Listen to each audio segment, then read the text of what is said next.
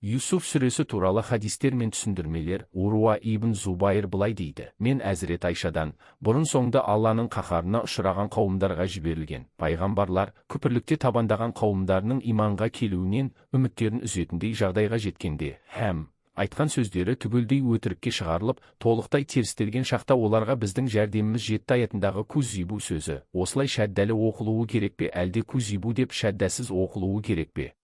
Дедім. Маған ол кісі, оларды қауымдары өтірікке шығарды деп жауап берді. Уруа былай дейді: олай болса ант етейін, олар өздерінің қауымдары жалғанға шығарғандарын айдан анық білді ғой. Бұлай оқылатын болса, өтірікке шығарылдық-ау деген ойға түсті дегендей мағына беруге мүлде себеп қалмайды дедім. Әзірет Айша: Уруатай, дәл сен айтып тұрғаныңдай, пайғамбарлар бұл мәселеде айдан анық білген еді, деп жауап қатты. Мен қайтадан, алайда аятты кузибу деп оқу керек-ау дедім.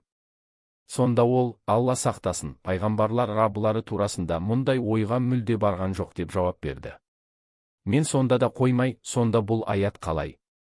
Кімдер жайында айтып тұр деп сұрадым. Айша: олар пайғамбарлардың раббыларына иман еткен, артына ілескен адамдар. Олар пайғамбарларды мойындаған жандар. Алайда өздері душар болған бәле жала созылып, Алладан өздеріне келетін жәрдемде кешікті.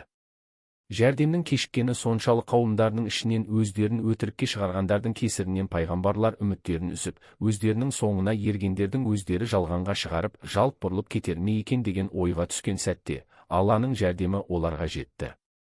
Міне аятта осы жағдайға тап болған пайғамбарлар мен олардың соңынан ергендер айтылып тұр. Ибн Аббас олардың көбі Аллаға серік қоспастан иман етпейді деген аятқа былай түсіндірме берген. Яғни, олардан өздерін кім жаратты, жер мен көкті кім жаратты деп сұрасаң, Алла деп жауап береді. Міне бұл олардың иманы. Ғибадат жасауға келгенде Алладан басқаға бас ұрады. Бұл олардың серік қосуы. Аятта айтылған ширк осы, Разиннің қосқаны.